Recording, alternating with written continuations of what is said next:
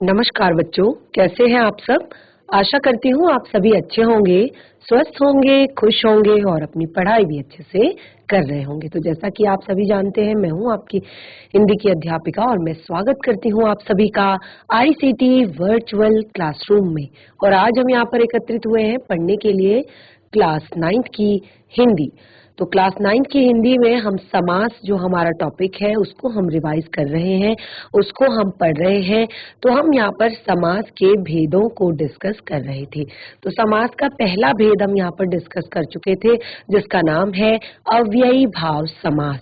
तो अव्ययी भाव समास में हमने यहाँ पर, क्योंकि ये हम रिवीजन कर रहे हैं, टॉपिक को हम पहले भी पढ़ चुके हैं, तो सारी चीजें आपने नोट डाउन कर रखी हैं। तो इसमें हम पॉइंट वाइज चीजें आपका ले रहे हैं। जैसे हमने कहा अव्ययी भाव समास, तो इसका पहला पद प्रधान होता है और पहला पद अव्यय होता है, और साथ ही जो समास की प्रक्रिया के दौरान बना जो शब्द होता है वो भी अव्यय होता है, यानी कि इसका जो समस्त पद होता है वो भी एक अव्यय होता है। और अव्यय क्या होते हैं ये आप अपनी पिछली क्लासेस में भी पढ़ चुके हैं और इस क्लास में भी हमने डिस्कस किए हैं।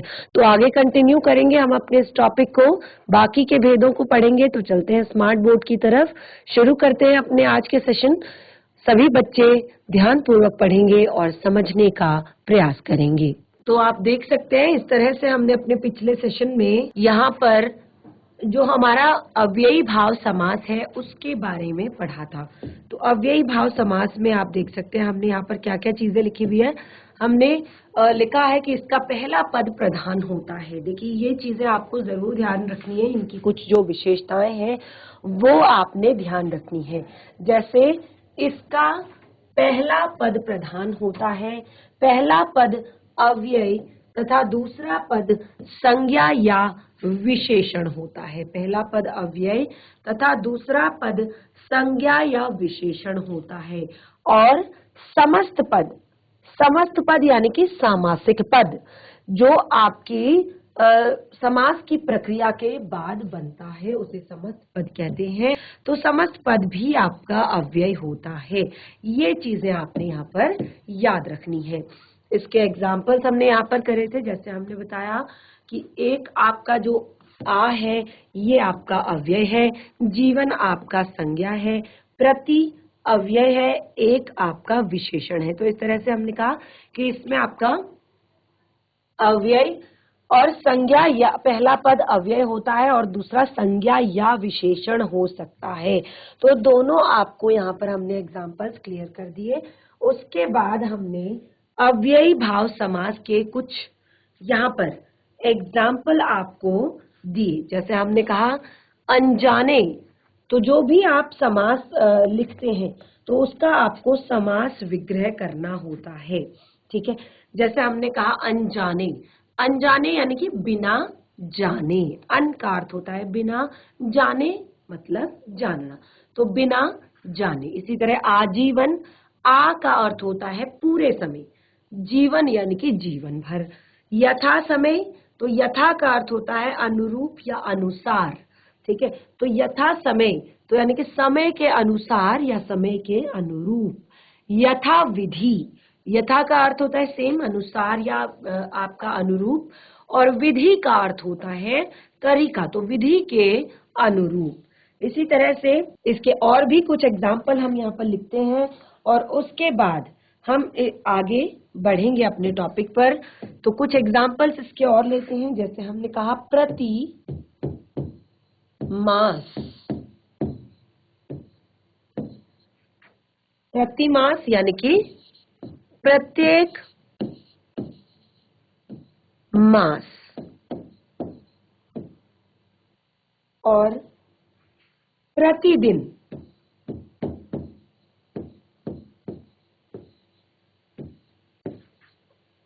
प्रतिदिन यानी कि हर दिन, हर दिन। ठीक है, तो इस तरह से जैसे गली गली,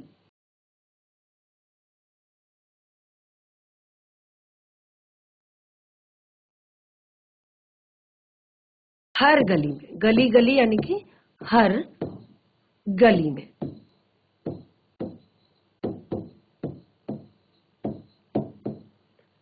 तरह के और भी बहुत सारे एग्जाम्पल्स इसके हो सकते हैं जो कि आपने लिखने हैं खुद से। ये मैंने आप लोग को कल भी कहा था कि जो आपका अव्ययी भाव समास है इसके कुछ एग्जाम्पल्स आप लिखकर लेकर आएंगे। अगला हमारा बहुत ही ज्यादा महत्वपूर्ण अपना जो अगला भेद आता है वो है हमारा दूसरा भेद, जिसका नाम है तत्पुरुष समास।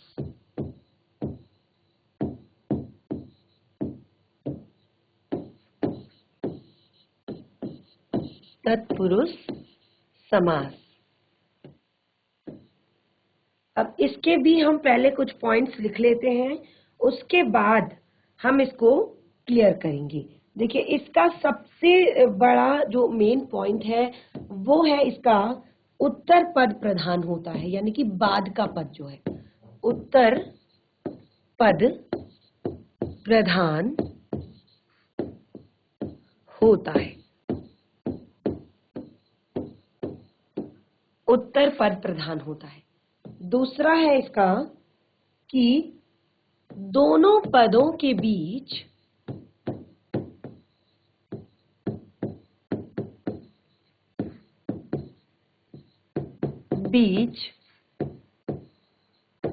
आने वाले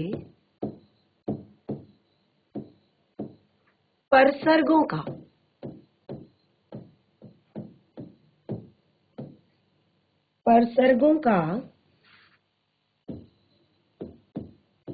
लोप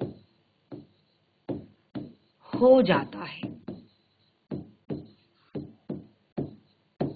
दोनों पदों के बीच आने वाले परसर्गों का लोप हो जाता है। तो ये दोनों इसके बहुत ही ज्यादा महत्वपूर्ण पार्ट हैं कि पहला जो है पॉइंट वो है उत्तर पद, यानी कि बाद का पद जो है आपका प्रधान होता है और दोनों पदों के बीच आने वाले परसर्गों का लोप हो जाता है। यानी कि देखिए आपका जो विभक्ति चिन्ह है उनका लोप हो जाता है। ठीक है, अब यहाँ पे हमने कहा परसर्गों का लोप होना या विभक्ति चिन्हों का लोप होना। तो अभी हमने कुछ टाइम पहले यानी कि हमारा जो पिछला सेशन था उसमें हमने यहाँ पर विभक्तियों के बारे में पढ़ा था कि कितनी सारी हमारी विभक्तियां होती हैं, कितने सारे हमारे परसर्ग होते हैं। तो देखिए हमने कहा कि विभक्तियों का लोप हो जाता है। तो विभक्तियां तो यहाँ पर कितने टाइप की विभक्तियां हमने बताई, 8 तरह की विभक्तियां यहाँ पर बताई। तो इसी कारण यहाँ पर तत्पुरुष समास को हमने अलग अलग यहाँ पर भेदों में बांटा है, जो कि हमने 6 भेद इसके बनाए हैं। कौन कौन से 6 भेद हमने बनाए हैं? कर्म तत्पुरुष, करण तत्पुरुष, संप्रदान तत्पुरुष, अपादान तत्पुरुष, संबंध तत्पुरुष, अधिकरण तत्पुरुष। कर्म तत्पुरुष, करण तत्पुरुष, संप्रदान तत्पुरुष, अपादान तत्पुरुष, संबंध तत्पुरुष और अधिकरण तत्पुरुष। तो ये आपके इतने अलग अलग 6 तरह के आपको यहाँ पर हमने तत्पुरुष समास के भेद बताए। किसके कारण? इन विभक्ति चिन्हों के कारण। इन विभक्ति चिन्हों के कारण हमने यहाँ पर तत्पुरुष समास के आपको 6 भेद बताए हैं, क्योंकि हमने कहा विभक्ति चिन्हों का लोप हो जाता है, हमने कहा परसर्गों का लोप हो जाता है। तो परसर्गों का लोप जब हो जाता है, क्योंकि एक तरह का परसर्ग नहीं होता है, आपके 8 तरह के परसर्ग होते हैं, तो उसी के कारण हमने इनको अलग अलग भेदों में बांटा है। तो तत्पुरुष समास पॉइंट्स लिख लिए हैं। अब हम तत्पुरुष समास के उदाहरण, हमने कहा कि विभक्ति चिन्हों का लोप हो जाता है, तो उदाहरण से हम यहाँ पर उदाहरण से स्पष्ट करेंगे कि क्या ये दोनों पॉइंट्स हैं जो वो क्लियर हैं। तो जैसे हम देश भक्ति शब्द प्रयोग करते हैं, देशभक्ति में आप यहाँ पर देख रहे हैं हमने कहा देश भक्ति। तो ये शब्द जब हम इसका समास विग्रह करते हैं तो ये क्या बनेगा? देश के लिए भक्ति। देश के लिए भक्ति। तो यहाँ पर देश की ओर नहीं, देश भक्ति। तो देश की ओर नहीं, भक्ति की ओर संकेत किया गया है, यानी कि देश की ओर नहीं,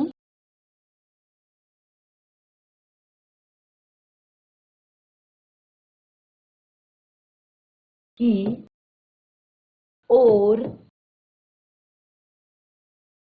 संकेत किया है। ठीक है, तो हमने कहा देशभक्ति, तो यहां पर देश की ओर नहीं, भक्ति की ओर संकेत किया गया है, तो इसीलिए इसका पूर्व पद नहीं, उत्तर पद प्रधान है, यानी कि बाद का पद जो है वो प्रधान है। ठीक है, तो एक तो ये हो गया कि बाद का पद प्रधान हो गया, ये हमने क्लियर कर लिया। साथ ही साथ इसके जो परसर्ग हैं, जो विभक्ति चिन्ह है, जो कारक चिन्ह इसमें लगे हुए हैं, उन कारक चिन्हों का यहाँ पर लोप हो गया है। स्पष्ट रूप से आप देख सकते हैं, देश के लिए भक्ति, तो हमने के लिए को लुप्त करके सीधे उसको एक ही शब्द बना दिया है, देशभक्ति। बिल्कुल उसके अर्थ में हमने नया विशेषता ला दी है, उसके अर्थ को हमने चेंज कर दिया है, एक नया शब्द हमने बना दिया है। अब इसी तरह से हमने कहा परसर्गों का लोप और उत्तर पद प्रधान। ठीक है, ये मेन चीज है। तो आगे हम यहाँ पर तत्पुरुष समास के भेदों को पढ़ेंगे। पुरुष समास के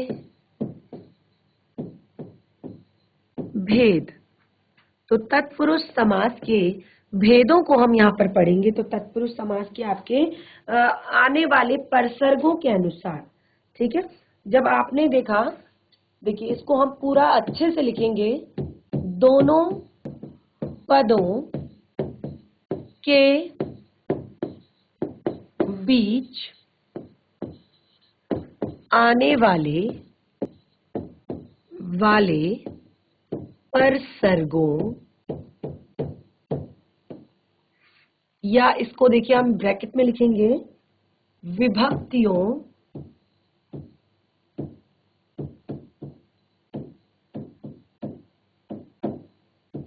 एक और ब्रैकेट में लिखेंगे, कारक चिन्हों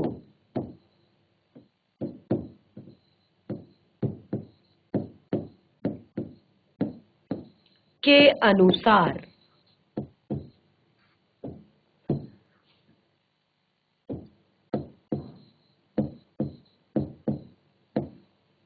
दोनों पदों के बीच आने वाले परसर्गों यानी कि विभक्तियों यानी कि कारक चिन्हों के अनुसार तत्पुरुष समास के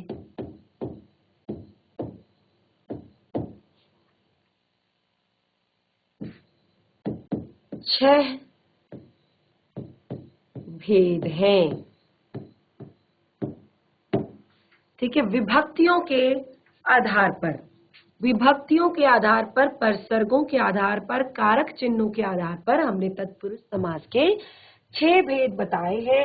तो कौन कौन से हैं इसको एक बार यहाँ पर लिख लेते हैं। ये सारी चीजें पहले भी लिखी हुई है, क्योंकि रिवीजन चल रहा है तो सिर्फ हम यहाँ पर बहुत ज्यादा इसको नहीं एक्सप्लेन करेंगे। तत्पुरुष, दूसरा है आपका करण तत्पुरुष,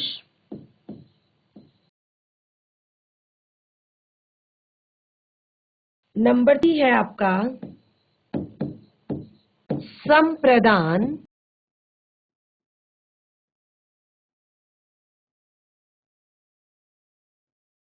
तत्पुरुष, नंबर 4 है आपका अपादान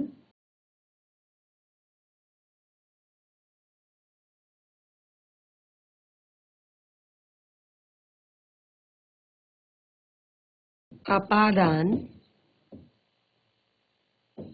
तत्पुरुष और अगला है नंबर 5 संबंध तत्पुरुष और नंबर 6 है अधिकरण तत्पुरुष। तो 6 भेद हमने यहाँ पर, तो हमने 6 भेद इसके यहाँ पर बताए। कर्म तत्पुरुष, करण तत्पुरुष, संप्रदान तत्पुरुष, अपादान तत्पुरुष, संबंध तत्पुरुष और अधिकरण तत्पुरुष। ये हमने 6 भेद यहाँ पर बताए। तो देखिए हमने यहाँ पर जो आपको कारक चिन्ह बताए थे, उन कारक चिन्हों में हमने कहा कि जो कर्म, करण और संप्रदान सबके अलग अलग कारक चिन्ह हैं। ठीक है, सबके अपने अलग अलग कारक चिन्ह हैं। तो देखिए अगर जो कर्म कारक है, जो आपका कर्म कारक है, सबसे पहले हम कर्म तत्पुरुष को पढ़ेंगे। कर्म तत्पुरुष, और ये कर्म कारक चिन्ह के कारण ही इसको कर्म तत्पुरुष नाम दिया है। तो इसमें कर्म कारक की जो विभक्ति है वो क्या है? देखिए यहां लिखेंगे कर्म कारक विभक्ति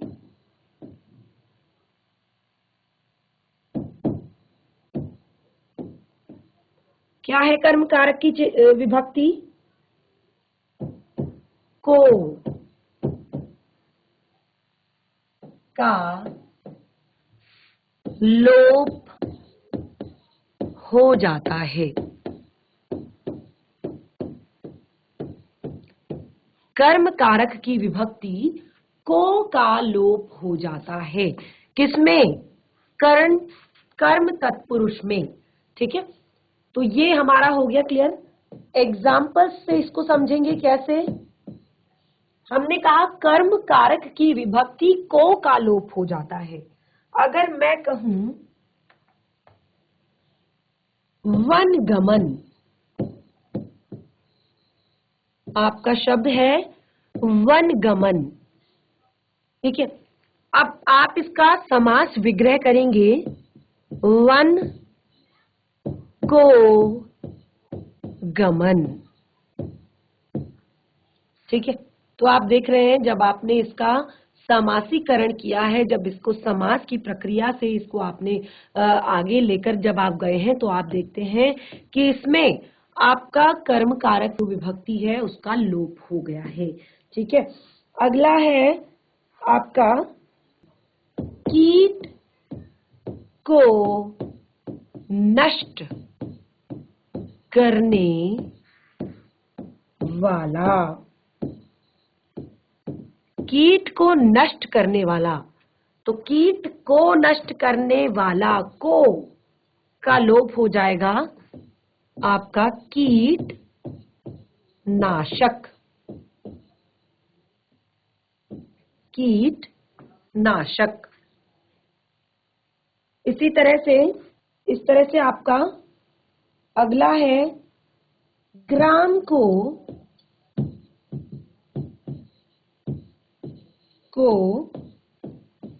गया हुआ। ग्राम को गया हुआ, तो आपकी को शब्द जो है इसका आपका ये लोप हो जाएगा और ये बनेगा ग्राम गत। ठीक है, तो इस तरह से हम कर्म तत्पुरुष को समझेंगे, जहां पर को यानी कि जो कर्म कारक की विभक्ति है को का लोप हो जाएगा। कर्म कारक की विभक्ति का लोप हो जाएगा जहां पर। ऐसे ही जेब कतरा यानी कि जेब को कतरने वाला। ठीक है, नगरगत, नगर को गया हुआ। आपके इसके एग्जाम्पल बन सकते हैं। अगला है हमारा दूसरा भेद करण तत्पुरुष।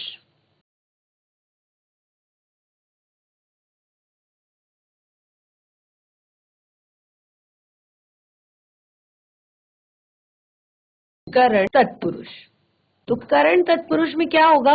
करण तत्पुरुष में भी बिल्कुल आपका वही होगा कि जो करण कारक चिन्ह है, करण कारक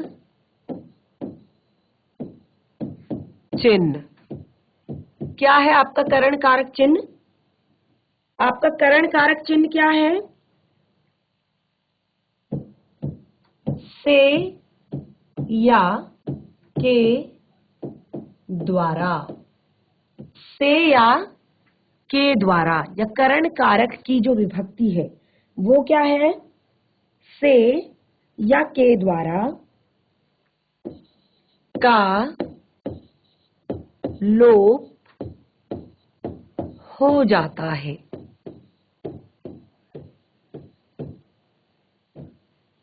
करण कारक का जो चिन्ह है से या के द्वारा का लोप हो जाता है। ठीक है, तो इस तरह से तुलसी द्वारा कृत, तुलसीकृत,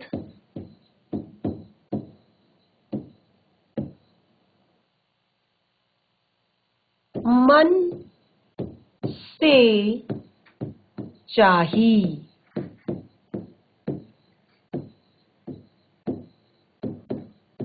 मनचाही।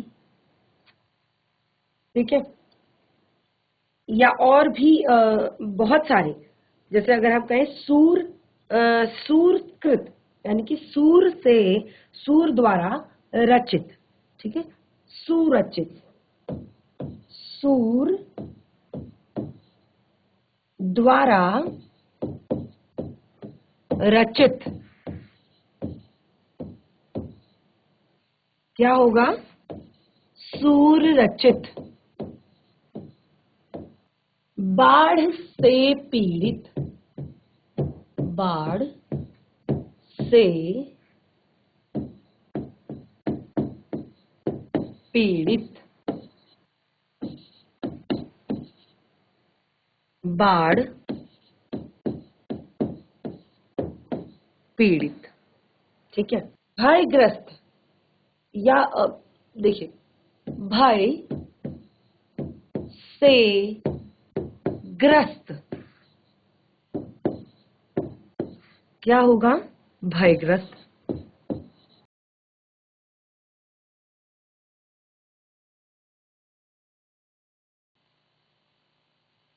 रेखांकित, रेखा से अंकित, क्या बनेगा? रेखांकित, जिसको रेखाओं द्वारा अंकित किया गया हो। ठीक है, तो अब आप देख सकते हैं कि कितने अलग अलग तरह से, जहां पर सबसे पहले आपको शब्द दिया जाता है तो आपको क्या करना है? उस शब्द का समास विग्रह करना है। जो भी शब्द आपको दिया जाता है उस शब्द का आपने समास विग्रह करना है, और उसके बाद आपने समास विग्रह करने के बाद आपने देखना है कि इसमें कौन सा विभक्ति चिन्ह लगा हुआ है। ठीक है, तो आपने देखना है कि इसमें कौन सा विभक्ति चिन्ह लगा हुआ है, और उसी के आधार पर आपने इसको बताना है कि हाँ इसमें फिर आपने देखना है कि इसका उत्तर पद यानी कि बाद का पद जो है वो प्रधान है, और साथ ही साथ इसमें विभक्ति चिन्हों का लोप हो रहा है, तो ये आपका तत्पुरुष समास है। और तत्पुरुष समास में कौन सा तत्पुरुष समास है? क्योंकि तत्पुरुष समास के भी 6 भेद बताए हैं। तो अब आप विभक्ति चिन्हों पर गौर करेंगे, आप देखेंगे कि ये कर्म कारक की विभक्ति है, या करण कारक की विभक्ति है, या संप्रदान कारक की विभक्ति है, या अपादान कारक की विभक्ति है। तो इस तरह से हमने यहाँ पर अपना जो तत्पुरुष समास है उसको हमने यहाँ पर जाना है, और तत्पुरुष समास के 6 भेदों के बारे में हम यहाँ पर पढ़ रहे हैं। और इन 6 भेदों में हमने कर्म तत्पुरुष और करण तत्पुरुष को क्लियर कर लिया है। जो हमारा नेक्स्ट सेशन होगा उसमें हम संप्रदान तत्पुरुष, अपादान तत्पुरुष, संबंध तत्पुरुष, अधिकरण तत्पुरुष के बारे में पढ़ेंगे, और इनको हम एग्जाम्पल से समझेंगे। तो देखिए, संप्रदान तत्पुरुष को हम यहाँ पर थोड़ा सा इंट्रोड्यूस कर देते हैं, थोड़ा सा इसको समझ लेते हैं कि क्या होता है। इसके बाकी के एग्जाम्पल्स आप खुद से लिखेंगे क्योंकि देखिए जब तक आप खुद से काम नहीं करेंगे, अगर हमने यहाँ से पढ़ाया और आपने पढ़ लिया, तो ऐसा नहीं है कि आपको सब समझ में आ गया। आपने ये सारी चीजें खुद से करके देखनी है, तभी आपको ये सारी चीजें अच्छे से क्लियर हो पाएंगी। तो इस पर कुछ और एग्जाम्पल्स आप लिखें, तभी आपको अच्छे से ये क्लियर होगा। तो बच्चों, आशा करती हूँ कि आपको आज के सेशन में पढ़ाया हुआ जो ये तत्पुरुष समास है, ये आपको समझ में आया होगा, क्योंकि ये जो समास है, इससे आपको दो चीजें यहाँ पर समझ में आती है, कारक चिन्ह और तत्पुरुष समास। ये जो है, ये दोनों आपस में इंटर रिलेटेड है, यानी कि ये दोनों, अगर आपको कारक चिन्ह क्लियर है, आप कारक चिन्हों के बारे में जानते हैं, कारक चिन्हों के प्रयोग को आप समझते हैं, तो आप तत्पुरुष समास को आसानी से समझ सकते हैं, आसानी से सीख सकते हैं। तो इसके जो बाकी के हमारे भेद हैं, उसको हम कंटिन्यू करेंगे अपने नेक्स्ट सेशन में। आज के लिए इतना ही, तब तक के लिए धन्यवाद। आपका दिन शुभ हो।